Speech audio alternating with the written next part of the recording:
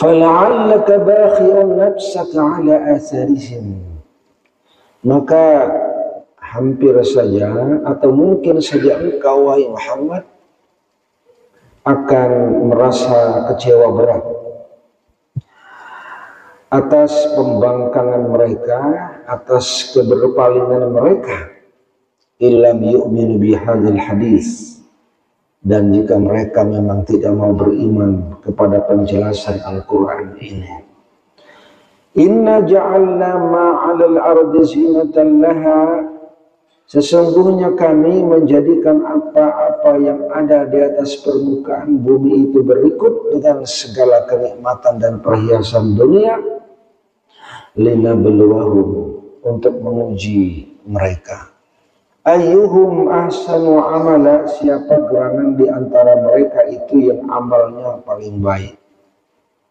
Wa inna laja'iluna ma'alaiha sa'idan juruza, dan kami sungguh kata Allah menjadikan bumi itu dengan segala apa yang ada di atasnya kemudian berubah menjadi kering, kerontang, tandus kembali sebagaimana semula. Jamaah rahimakumullah, ayat lanjutan ke-6, 7, 8 ini menggambarkan tentang bahwa Rasulullah Sallallahu Alaihi Wasallam itu sebagaimana manusia biasa memiliki perasaan yang sedih, kesedihan yang amat sangat berat, yang bahkan kadang-kadang membuat dalam tanda petik sedikit frustasi. Mun kita frustasi, mun Nabi sedih, wajar manusia biasa. Atas apa? Atas keberpalingan orang-orang yang tidak mau mengikuti penjelasan Al-Quran. Orang kafir yang dinyatakan di ayat sebelumnya itu tidak mau beriman kepada Nabi, tidak mau beriman kepada penjelasan Al-Quran yang beliau sampaikan ke hadapan mereka. Rasulullah Sallallahu Alaihi Wasallam sangat ingin sekali agar mereka itu beriman. Namanya kewajiban beliau yang disampaikan pada ayat sebelumnya, mubasysyiran wa nadhira. Rasul itu bukankah punya kewajiban sampaikan berita gembira kalau memang itu merupakan kebaikan, bahwa di balik kebaikan itu ada pahala dan surga, sampaikan.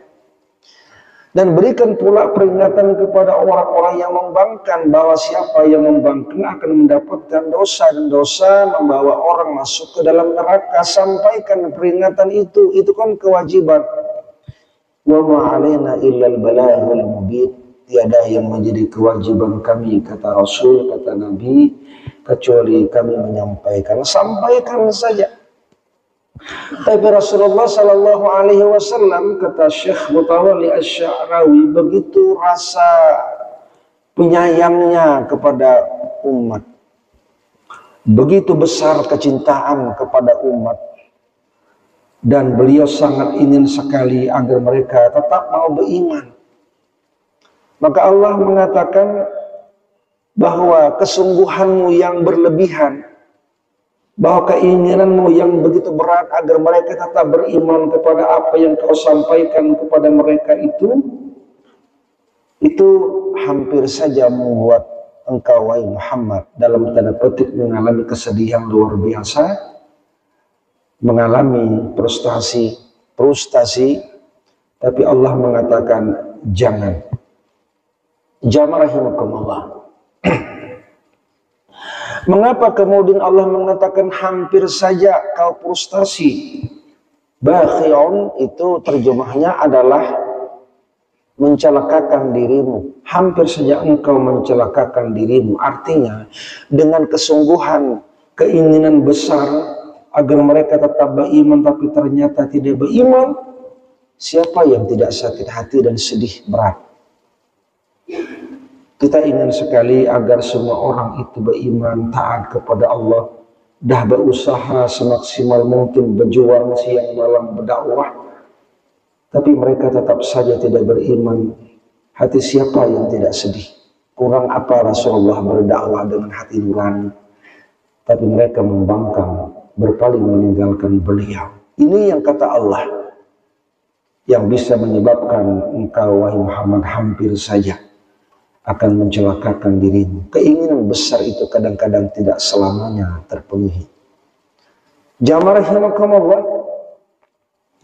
Maka Allah mengatakan bahwa ayat ini memberikan penegasan dan sekaligus memberikan hiburan bahwa kalau engkau berkeinginan bukan memaksa, berkehendak berat agar orang beriman kepada Allah, itu bukan kewajibanmu membuat orang beriman, ujar Allah. Kewajibanmu bukankah kata Allah sampaikan saja yang baik-baik, yang salah itu salah. Soal kemudian apakah mereka mau mengikuti, menuruti, mau beriman atau tidak, itu urusanku. Serahkan saja kepada aku. Maka orang beriman itu aku, kata Allah, membuat dia beriman. Dan siapa yang kafir pun aku yang membuat dia kafir. Ya marhamukumullah. Bakhi'un nafsaka ala asarihim. Rasul hampir frustasi, kecewa berat, sedih atas keberpalingan mereka. Ala asarihim, yang begitu membekas. Asar itu artinya adalah bekas. Tapi di sini diartikan sebagai bekas akibat mereka berpaling, tidak mau mengikuti. Maka ketika Allah menggunakan kata-kata ala asarihim atas bekas keberpalingan mereka, maka yang namanya bekas itu membekas. Apa yang menjadi bebekas? Satu perkataan, yang kedua perbuatan. Bukankah orang-orang kafir begitu disampaikan kepada mereka dakwah, mereka justru mengatakan sesuatu yang sangat membekas. Dan bekas itu sangat menyakitkan hati. Kami tidak mau beriman kepada engkau Muhammad, kami tetap beriman, percaya kepada nenek moyang kami. Dan bukankah dikatakan di ayat sebelumnya bahwa Tuhan itu adalah punya anak. Apa yang mereka katakan itu sangat membekas di hati dan itu sangat menyedihkan. Dan perkataan itu memang menjadi unsur yang membuat sesuatu dan hati itu memberikan bekas yang cukup dalam dan lama. Bila kata-kata itu kasar, bila kata-kata itu kejam, maka sekasar dan sekejam itulah yang bisa membekas ke dalam hati. Itu sebabnya perkataan itu jauh lebih berkesan dalam hati. Apalagi perbuatan manusia. Bukankah mereka telah tidak cukup hanya menghina dengan kata-kata, mencemooh dengan kata-kata, tapi sekaligus memberikan bekas dengan perbuatan pembangkangan mereka, menyakiti Rasulullah. Maka perbuatan adalah sesuatu yang memberikan bekas yang amat dalam di hati seseorang. Maka ala asarihim, atas bekas-bekas penolakan itu memberikan rasa pedih dalam hati, kecewa yang luar biasa. Oleh karena itu, berkatalah yang baik, berkatalah yang benar, dan lakukanlah yang terbaik, karena itu akan memberikan bekas kepada hati seseorang. Oleh karena itu, dalam kenyataan kita, kalaupun kita berbuat baik, maka jangan sertai perbuatan baik dengan perkataan yang buruk. Karena menghilangkan kebaikan itu karena perkataan buruk kita. Peribahasa mengada orang peminta-minta memberi, peminta-minta sedekah, kita beri sedekah. Tapi kadang-kadang kan orang sebelum memberitahu berucap dengan kata-kata yang kasar. Ada orang minta-minta, kita kata-kata, ya awak diminta-minta mahal kerjaan. Dah tua, dah dewasa, masih kuat, bisa bekerja, mestinya bekerja saja. Kenapa minta-minta, masih kuat aja. Tapi ujung-ujungnya kan memberi juga. Tapi yang menjadi catatan adalah perkataan itu yang berbekas di hati sang peminta. Maka bila orang itu memberikan apapun bentuk sedekah yang diminta orang, meskipun ia memberi ujung-ujungnya memberi jua, tapi disertai dengan kata-kata yang kasar, maka yang diingat bukan yang diberikan kepadanya, tapi yang diingat apa yang dikatakan kepadanya. Sekian lama mungkin orang itu masih ingat, dulu ada orang memberi saya sedekah, tapi saya lupa berapa hari itu dia memberi. Padahal mungkin puluhan ratusan ribu, tapi lupa dengan seberapa besar yang dia berikan, yang dia terima ketika itu. Tapi yang masih dia ingat adalah kata-kata sang pemberi ketika itu yang mengecewakan hatinya. Begitu berbekas memang. Maka rahasia kenapa Allah mengatakan bakhi'un nafsaka ala azarihim, ujung-ujungnya asafa, itu karena memang perkataan dan perbuatan itu memberikan bekas yang begitu dalam di hati manusia. Maka bila sudah perkataan kasar, kalaupun kemudian kita sertai dengan perbuatan baik, hampir saja tidak bisa menghapus kekasaran itu karena masih melekat di hati. Jamaah rahimakumullah, ibarat kata mun ada orang melukai sesuatu dengan paku, papan aja amun dipaku, belubang paku. Kemudian papan yang berlubang akibat paku kita tambali, dibebai, didempul, dicap. Pertanyaannya kemudian, masihkah semulus seperti semula? Tidak. Masih ada bekas-bekas lubang lama ketika paku itu menancap di atas permukaannya. Begitulah kira-kira perkataan itu begitu membekas di hati. Maka berkatalah yang baik dan lakukan apa yang terbaik. Jamaah rahimakumullah, ini rahasianya kenapa Allah mengatakan ala asarihim, atas peninggalan dan bekas-bekas apa yang mereka lakukan kepada Nabi menjadi kesedihan yang amat besar. Jamaah rahimakumullah, yang kedua, apa yang kemudian membuat Rasulullah itu merasa sedih akibat pembangkangan mereka? Illam yu'minu bihadzal hadis. Mereka tidak beriman, tidak percaya kepada penjelasan Al-Quran ini, bihadzal hadis. Bagaimana Allah kemudian memberikan penjelasan dan penghiburan diri bahwa engkau Muhammad jangan bersedih hati, jangan kecewa berat atas pembangkangan orang-orang kafir yang tidak mau beriman kepada engkau. Perhatikan kata Allah. Bukankah bumi ini dengan segala perhiasan bumi di atasnya, apa itu? Bintang-bintang, sandang, papan, dan pangan, itu perhiasan dunia. Harta, kekayaan, pangkat jabatan, termasuk wanita, itu adalah perhiasan dunia.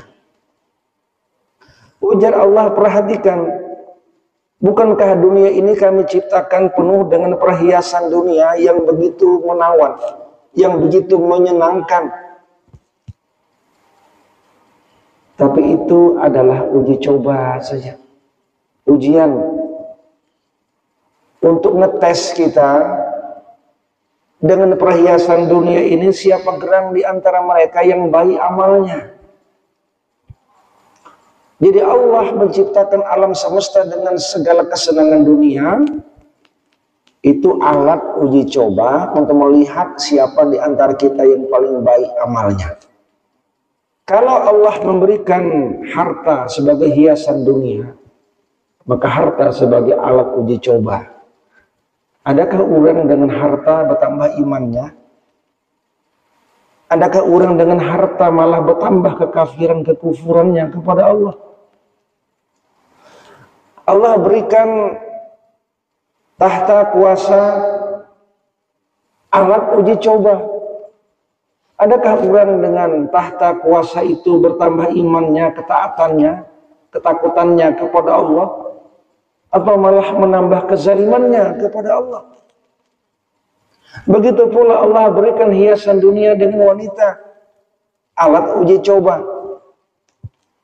Apakah dengan wanita itu bertambah imannya atau malah runtuh imannya? Rasulullah mengatakan, wattaqun nisa, hati-hati dengan wanita. Fa inna awwala fitnata Bani Israil kanat fin nisa. Karena fitnah besar pada Bani Israel tempo dahulu adalah terletak pada wanita. Jadi wanita adalah hiasan dunia, tapi ini alat uji coba. Bisakah kita istiqomah dengan iman kita dengan wanita, atau menambah kekufuran, kekafiran kita kepada Allah Subhanahu wa Ta'ala? Maka Allah mengatakan, wahai Muhammad, kau jangan sedih. Segala kenikmatan dunia itu hanya uji coba saja. Makanya ada orang yang beriman dengan engkau. Jadi kalau ada orang tidak mau beriman kepada engkau, jangan sedih. Karena kenikmatan tidak selamanya. Maka di ayat yang ke-8 Allah mengatakan, wa inna laja'iluna ma'alaiha sa'idan juruza.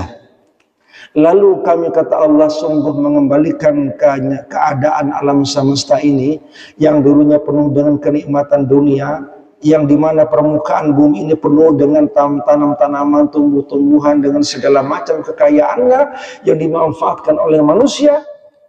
Tiba-tiba sa'idan juruza, kembali kering, kerontang, tandus, tidak ada apa-apanya.